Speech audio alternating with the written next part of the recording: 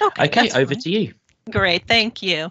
So thank you, Phil, for the invitation. There are a couple of other quick thank yous I need to say before I get launched into the text itself, and that is I need to thank the Office of the DVC Education and Student Experience at the University of Kent for funding the study that I'm going to talk to you about.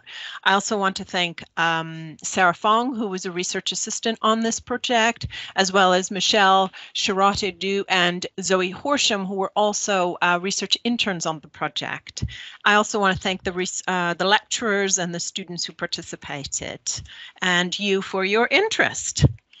So the Digitally Enhanced Education series is typically focused on technologies, their affordances, and how we can best use those to support students' engagement and learning. And Phil has invited me to make in this presentation. So I'm going to talk, in effect, about human-enhanced education. So we're going slightly old style. At our university, as many of you will also be experiencing, teachers and students have returned now to in-person teaching. And so it's a terrific time then to consider again the affordances of in-person teaching. And that is to think about what we can do with our bodies, our nonverbal communication, and the teaching spaces that we're working in to connect in a human-to-human way. It's a good time to rethink what we do in those stepped lecture theatres. Next slide, please. So I'm going to start with a couple of pictures of lecture halls. And as I do, I want you to just imagine sitting where the camera person is in this lecture theater. And I want you to consider what behaviors are suggested for students by the arrangement of this space. So here's one slide. Let's look at the next slide. How does it feel to be sitting in the spot? How connected do you feel with the lecturer or the other students? Next slide. Most of us are now pretty accustomed to being the one way down there at the front of the room. Can you even see the lecturer? I'm looking down there. I think that the lecturer is the man in a suit, sort of just to the edge of this overhead projector. My goodness, an overhead projector. But there are several other people standing there at the front of the room, so we can hardly see them. So what I'm noticing when I look at this picture is the sheer distance between my seat, where I'm sitting, and the speakers. I don't feel very connected to them, the speakers down there, and I'm feeling somewhat alienated as I imagine sitting in this chair. And through the project I'm going to tell you about, this was kind of where I was sitting as an observer in lectures that I attended. And that was a very useful experience because it's been more years than I care to admit since I was sitting in that position. So next slide, please. Shortly before the pandemic hit, and these lecture spaces that we just saw in the pictures were vacated for months and months. But before the pandemic hit, I did a study about what triggers student interest during lectures. And lectures, of course, have been a ubiquitous part of higher education, really since the beginning of higher education. And we still have spaces like the ones we just saw all over our campuses that have been provided for us to teach in. And I'm guessing many of you have been assigned to go back into those spaces now. Some people have argued that lectures inspire students, and if so, though, how? How do lecturers and lecturers inspire students' interest in new material? And by interest, I mean whether students feel emotionally interested, curious, inquisitive about the material, whether they feel attentive, focused, not distracted, and whether they feel a desire or intention to follow up on the subject and learn more about it. I focus on interest because it's associated with increased effort on the part of students, better self-regulation of their learning, higher persistence in the subject, higher career decidedness, and higher achievement.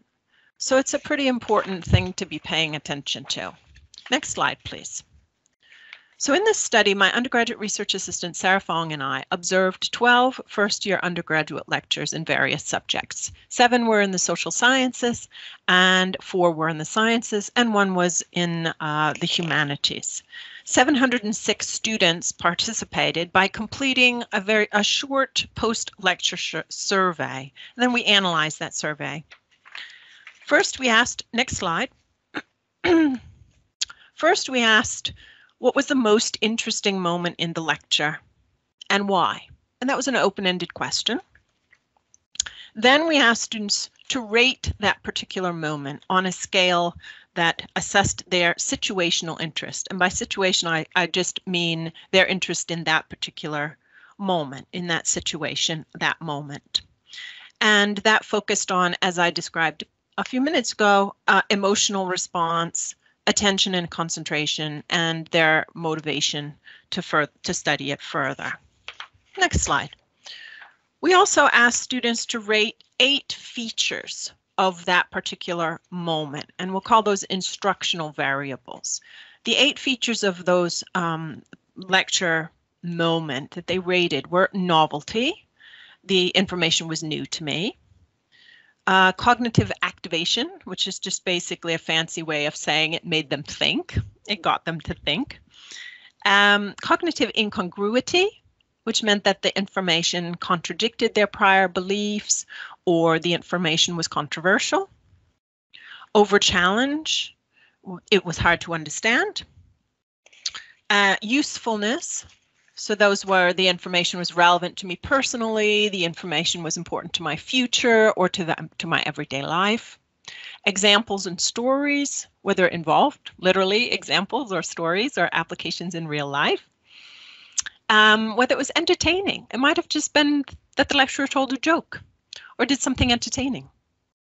And then we also asked them to rate the teacher, their perceptions of the teacher, their enthusiasm, their accessibility, their friendliness, how knowledgeable they were. Next slide. We also asked students a number of things about themselves, so demographic characteristics. We asked them to rate their interest in the subject as a whole. So we call that individual interest in contrast to the situational interest, which was their interest in that particular moment that we're studying. We asked them their age, their race, their gender, and whether they were the first generation in their family to attend higher education. Next slide. So this is where the drum roll comes in. What were the findings?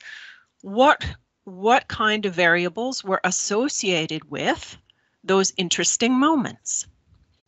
So I'm going to start from the bottom, actually, in yellow. So the student's individual interest was the largest predictor, and what we have are numbers and asterisks next to each of these variables, and those give us a sense of the effect size, how important that variable was in predicting the student's interest in that moment. So it makes sense, actually, that students' level of interest in the subject overall would predict their interest in that particular moment. If you're interested in physics, you're likely to be interested in any given moment in a physics lecturer, more so than a student who's not particularly interested in physics. So that makes sense. Then we're going to move up to the next level, which is over challenge. So over challenge was negatively associated with students' interest in that moment. So basically, if it's too hard for them, they might tune out. They're not going to be very interested. But we obviously have to balance that, because as we look in the blue box at some of those other instructional variables, what we see is that the cognitive activation, which is getting students to think, was quite high at 0.14. We also see that cognitive incongruity, that challenging them to think differently about something or to address something controversial, was also significantly related to students' situational interest.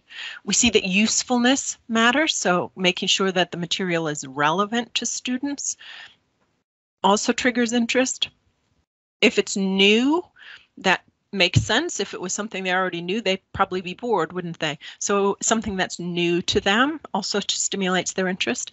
But I also want to pick up on this perceptions of teacher, which is at the bottom of that blue box and is the strongest of those instructional variables. So when teachers are enthusiastic and approachable and friendly, that stimulates students' interest. So that's that human connection I was speaking about at the beginning, and how powerful that can be in those otherwise anonymous, intimidating, alienating lecture theaters. Next slide, please. So let's take a few minutes to just unpick those interesting moments. What were the lecturers doing in those moments? So the first example I want to just give you is a story about the way in which a lecturer basically used his body in the lecture theatre to generate that sense of enthusiasm. So he was a forensics lecturer, and in forensics, students need to understand the way in which firearms work in order to be able to reconstruct crime scenes and interpret evidence like bullet wounds. And so he was teaching a whole lesson that was basically about guns and shooting. And at one point, he gets down on one knee and he's pretending to shoot a gun. And in another point, he's giving he's talking about one of the longest kill shots that a sniper had ever fired. It was a record. And his tone of voice, he's describing this as being amazing and ridiculous. It's scary how long this shot was. So we get this incredible sense of the drama that he's bringing in to the classroom, and using that even in his body of actually getting down on one knee and pretending to shoot that gun. We have another lecturer. Next slide, please. We have another lecturer who was teaching in a space that looked quite a lot like this space. It wasn't this space, but it was large. It was one of our one of the largest lecture theaters on that campus. And he was teaching biostatistics to first-year students. Now, any of you who've taught statistics to students who are not math students will know that it's hard to generate interest in those sessions. And yet he concocted a story about how his sister had phoned him up and was thinking about building a business selling lab coats. And because he taught science students, he had lots of access to students who needed to wear lab coats. And so could he measure these students so that she could make lab coats that would fit the students? So it's a crazy concocted story, but it connects it to an application and something that's relatable, because in fact all of these students are wearing lab coats every day in lab, and it probably is a bit of a foreign thing for them as first-year students and a novelty. And so he then whips out a tape measure and he begins walking around the class, literally asking students to stand up, and measures them and records their measurement on a tablet that he has that's connected to the projector, and starts taking all of these different measurements so that he can begin to illustrate some of the basic statistical principles about means and medians and modes and so forth, and distributions and so forth. And the students loved it. And it also was very relevant to what they were learning. So we also see, next slide, please. I don't want to overemphasize the entertainment piece here. And so I want to give an alternate example of a political science lecturer who was not the most charismatic lecturer you've ever seen, and was very erudite, very scholarly in his exposition. He had lots of images. He did show lots of images as he spoke, but it was very much a structured argument, and I won't say monotone, but I would say even tone of voice typically. But then he came to this slide, and this was the moment in the lecture that most of the students picked up on. Now, this is an interesting picture, this pyramid of the capitalist system. But what was interesting is that in that moment, he picks out this worker down in the bottom corner of the slide who's handling the shovel. And he speaks in the voice of this worker. And he says, I am a worker, and I have a shovel, and I know what to do with it. Which is very interesting because it does suggest revolution, which was part of what this lecture was about, around Marxism and revolution and so forth. But it really brings to life, it causes students to look and pay more attention to this slide and what it means, And he did that just by changing his voice for a moment, instead of speaking in the lecturer voice, speaking in the voice of that character in the image. So next slide, please. Another interesting moment that I observed, again with a lecturer who was not especially extroverted, not particularly a wild performer as some of the first two that I described were. But this lecturer was teaching about economics, he was teaching about monopolies, and he paused. He was standing behind the podium throughout the lecture. And he paused and he sort of cocks his head at the students. And he steps out from around the podium and walks to the front row, as is depicted in this slide. This is not the lecturer, mind you. This was, but he steps forward and he actually leans forward toward the class and he says, "Are you getting this?" And I was sitting in the audience and I felt a shiver go down my spine.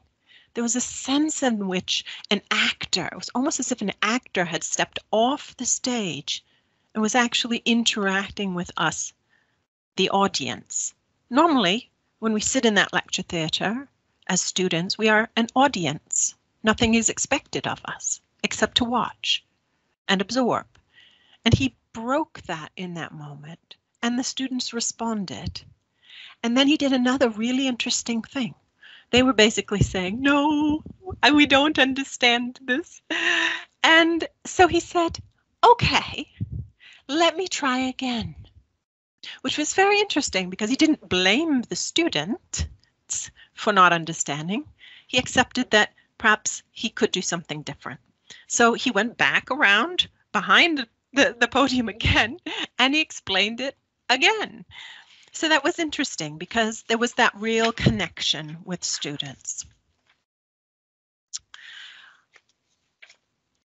Next slide, please. Just one more example and then I'll round up. So this last example was again a lecturer who was not a great performer, but told in a couple of interesting stories. And what was interesting in this lecture is that she told the story that we see here on the slide. She was teaching about social welfare and social supports that are available as part of a social policy course. And so we have this scenario on the screen here of a fictional Mrs. Smith with a fictional image, clearly a cartoon image. And the woman is having daily difficulties and difficulty coordinating the various services that might be available to her.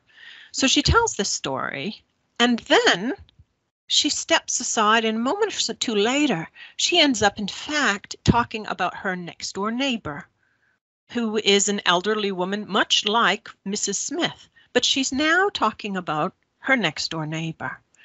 And this personal element was the one that students picked up on, not the fictional case, but the real case.